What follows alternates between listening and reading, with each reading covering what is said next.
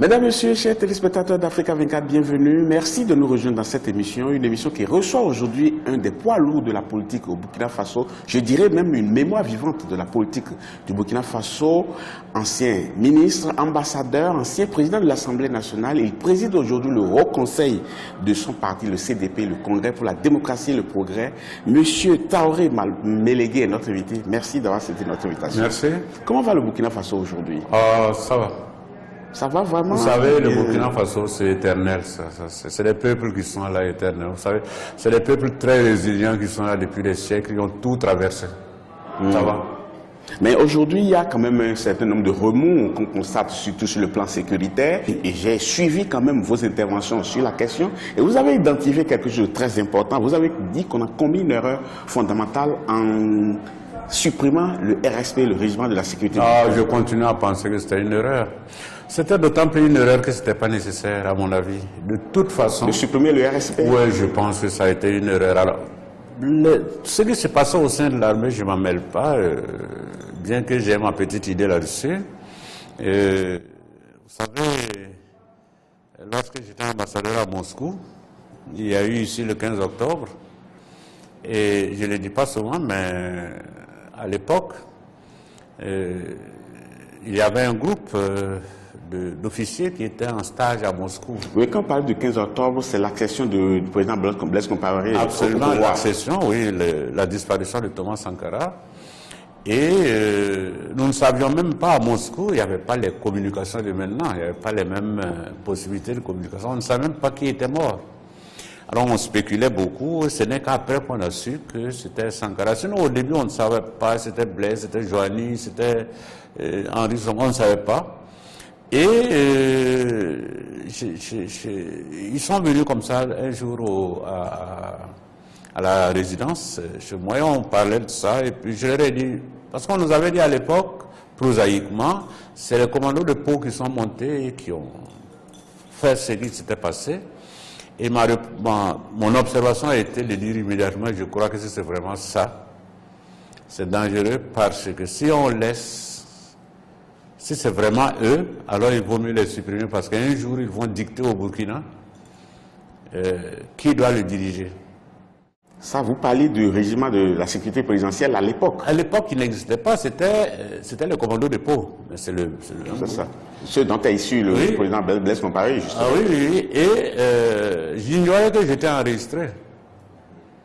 Et bien, c'est ça qui a valu mon rappel comme ambassadeur. Et j'avais été rappelé comme ambassadeur parce qu'on me soupçonnait d'être sankariste. Je vous dis ça aujourd'hui comme ça.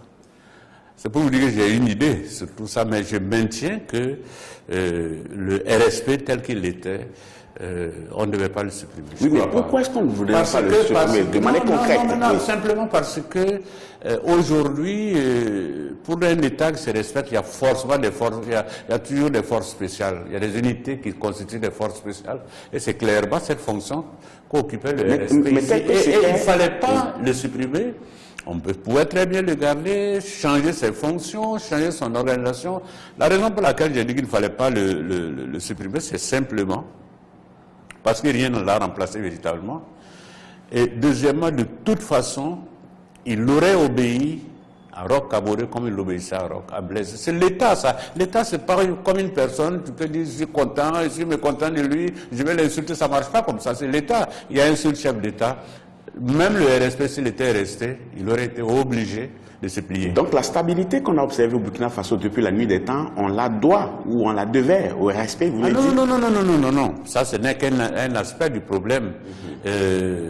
C'est certain que la stabilité qu'on avait était due aux institutions, était due à la durée de Blaise au pouvoir, incontestablement, était due au fait qu'il maîtrisait le principal parti du pays. Il y a beaucoup de facteurs qui expliquent cette stabilité. Et puis, il faut dire que le Burkina, on était fatigué de l'instabilité depuis 1966. À un moment donné, il fallait stabiliser le système. Donc, il y a beaucoup de facteurs. Mais c'est clair que pour un certain nombre d'aspects, on devait, j'allais dire, notre sérénité, en partie, pas seulement à ça, mais en partie à l'existence du RSP. Ne serait-ce que parce qu'il y avait une fonction dissuasive. Quand on disait le RSP, vous savez, dans la sous-région, Tout le monde avait peur, y compris dans les pays voisins. C'était dissuasif, y compris vis-à-vis des éléments du nord du Mali.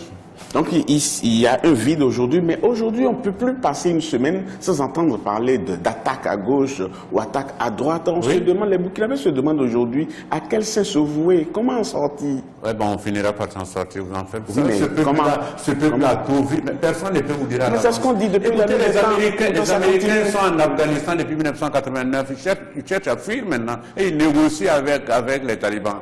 Le terrorisme, c'est pas, vous savez, quelqu'un qui vient pour mourir, comment voulez-vous lutter contre cette personne? Oui, c'est toujours difficile. Là aussi, il y a un problème qui se pose, parce que certains disent, ce sont des terroristes, mais d'autres disent non, c'est des bandits armés. Parce qu'il n'y a pas de revendication idéologique. Il ne faut pas jouer avec les mots. Les terroristes, il n'y a pas de revendications comme ça. Les terroristes de la période actuelle, je vous rappelle quand dans les années 1830, il y avait le terrorisme en Europe, c'était pire que ce que nous connaissons. C'était l'époque de Bakounine, qui avait comme maître à penser, il s'appelait Nechaev. C'était vraiment le terroriste en chef de toute l'Europe. Et sa devise, c'était détruisez tout, ne restera debout que ce qui est fondamentalement bon. C'est-à-dire que la situation est tellement mauvaise qu'il faut tout détruire. S'il y a quelque chose qui résiste, alors c'est que c'était bon. J'apprécie bien votre... Je veux dire par là que c'est pas... on n'est pas dans une logique normale ou ordinaire avec les terroristes. Et c'est pour cette raison que les gouvernements sont déroutés. Est-ce que vous pouviez... Vous savez, en Afghanistan, les soviétiques étaient là-bas quand moi j'étais ambassadeur. Ils ont fini par quitter le pays. Les Américains les ont remplacés en 89 pensant qu'ils vont éradiquer ça. Ils sont où? Ils sont toujours là-bas et ils négocient maintenant avec les mêmes... Je veux dire par là que c'est très compliqué la question du terrorisme. C'est pourquoi il ne faut pas la simplifier. Oui. Et la situation que nous vivons, ce n'est pas agréable du tout, elle est difficile. La seule façon aujourd'hui pour gérer ça n'est pas de dire comme ça sur les radios, les télévisions, on va éradiquer. Non, mais ça c'est du verbiage. Oui, mais c'est ce qu'on entend souvent, justement. Oui, mais c'est un tort. Oui. Même si on voulait éradiquer, il ne faut pas chanter ça sur les toits. Oui, mais les Burkinabés veulent bien être optimistes comme vous, en se disant on va pouvoir régler ce problème-là. Oui, mais il faut poser des actes aujourd'hui pour que ça produise des fruits demain. De toute façon, il faut être optimiste parce que vous n'avez pas le choix.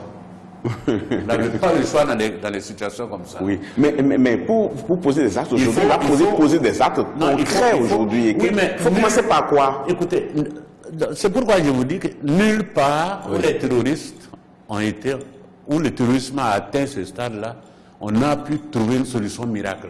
S'il y avait des solutions miracles, ça se saurait. En tout cas, aujourd'hui, qu'est-ce qu'on constate? On constate qu'on est en train de traquer les terroristes, mais on n'y arrive pas. Oui, mais d'autres disent qu'il faut négocier. Mais non, personnellement, je sais que beaucoup de gens disent qu'il faut négocier. Personnellement, je ne pense pas. Je pense qu'il faut résister. Il faut que l'État s'organise en conséquence, que la population s'organise en conséquence. Il faut de la résilience. Je pense que d'une façon ou d'une autre, il faut reprendre, comme quelqu'un disait à la base, la question du terrorisme. Il faut la prendre à la base et se demander. On va peut-être pas faire disparaître ça du jour au lendemain, mais se poser des questions. Pourquoi des gens, on sait bien qu'à Bobo Dioulasso, on entend dire les recrutements qui se font quelquefois autour du marché de Bobo Dioulasso pour 50 000 francs CFA. Rien que ça. Rien que ça. Quand on atteint ce stade-là, ça veut dire que le corps social lui-même pose problème et le gouvernement devrait regarder de ce côté. Oui, mais si les jeunes y vont, c'est parce que ils sont désespérés, tout ça c'est vrai. Donc vous posez le problème de la misère, de la crise sociale. Il y a vraiment un problème de fond. Mais c'est faux de dire qu'il n'y a pas que ça non plus. Il n'y a pas que ça, il y a aussi clairement des personnes qui sont décidées à faire en sorte que le style de société que nous avons là disparaisse, parce qu'ils n'y croient pas. Quand quelqu'un vous dit il ne faut pas que l'école existe, qu'est-ce que vous voulez faire contre lui? Il ne faut pas que les femmes aillent à l'école, qu'est-ce que vous voulez faire contre lui? Vous faites quoi? Il faut trouver une nouvelle façon de s'organiser. Il faut prendre des initiatives. Il faut, à mon avis, et puis surtout que ceux qui sont en face de nous sentent que nous faisons bloc, qu'on est unis, et qu'il n'y a pas de faille entre les Burkinabés eux-mêmes. Et c'est vrai que dans des cas comme ça, vous ne pouvez vous organiser qu'autour du gouvernement. et du chef de l'État. Moi, je suis de l'opposition, mais je n'ai pas peur de le dire. Dans des cas comme ça, dès que l'État est en cause, vous n'avez pas d'autre référence que les institutions. Et l'institution centrale, c'est le chef de l'État. Un autre problème qui préoccupe quand même l'actualité au Burkina Faso, c'est les relations entre le gouvernement et les partenaires sociaux. Aujourd'hui, ça c'est un vrai problème. Aujourd'hui, on constate que le dialogue existe plus vraiment. Les gens posent un certain problème que le gouvernement n'arrive pas à régler. Comment est-ce que vous appréciez tout cela? Personnellement, là aussi, je n'ai pas de solution miracle, mais probablement, on a atteint, je crois que ce qui s'est passé avec l'insurrection, le 30 octobre 2014, j'étais à l'Assemblée, quand l'Assemblée a été envahie, j'étais là. Je n'ai pu sortir de l'Assemblée que grâce à ceux qui avaient envahi l'Assemblée. Parce que beaucoup de jeunes ne me connaissaient pas bien. Ils ont pu vous exfiltrer. Non, c'est pire que ce que vous dites là. À mon âge, je ne peux pas escalader un mur. C'est eux qui m'ont aidé. Les mêmes jeunes là. Il y a deux qui se sont mis et m'ont dit de monter sur eux. Il y a deux qui sont passés de l'autre côté du mur pour vous récupérer. Et me récupérer et m'amener chez le général Djibril Bassolé, dont la maison était à côté. Je veux dire que il y a eu un gros malentendu, à mon avis, avec l'insurrection. Le gros malentendu, c'est quoi? Le gros malentendu, c'est on a une situation, il y a un point de fixation qui était l'article 37. Ce point de fixation-là a créé ce qu'on sait, et l'insurrection qu'on sait. Avec du recul. Ce que les gens attendaient, beaucoup ont compris qu'il fallait tout changer, et que justement la façon dont la parole, comme ils disent, est libérée, elle doit permettre de tout faire. Et ça ne marche pas dans un État organisé. Monsieur Mélégué Traoré, nous allons marquer une pause parce que c'est très intéressant ce que vous êtes en train de dire, mais pour vous permettre de le développer correctement pour la gouverne de nos téléspectateurs, on va marquer une pause. Si les téléspectateurs ne partez pas, on vous retrouve dans quelques instants.